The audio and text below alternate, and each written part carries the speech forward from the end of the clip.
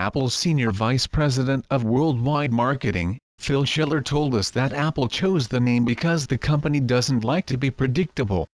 But that pithy response glosses over the fundamental logic and branding genius of the return to a moniker devoid of numbers or acronyms.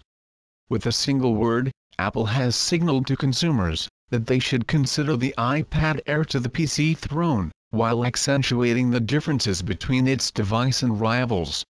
Whereas Apple's iOS devices each have suffixes that distinguish one version from another, its PCs have kept the same name from generation to generation.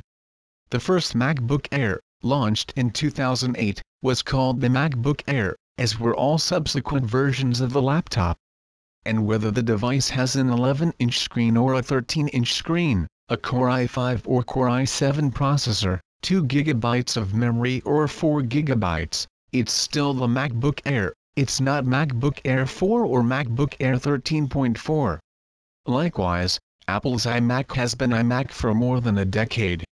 Calling the latest iPad as iPad links the tablet more directly to Apple's stable of PC devices, and suggests the gadget isn't to be seen as an accessory, but a staple, something to be relied on for multiple generations, or even as a substitute for a PC. iPad also shifts the focus away from how the device has evolved, and instead emphasizes that it belongs to a class of devices all its own. Now, all things considered, the name might seem like a trivial point, but one has to stop and wonder what led to the naming decision. It could be as simple as the idea that Apple is going the MacBook Pro route, and not assigning specific model numbers to its tablets anymore.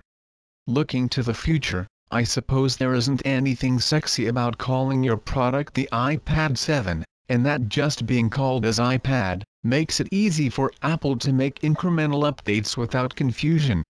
And finally, Tim Cook said, "The amazing new iPad. We are just getting started. Thank you very much for joining us this morning."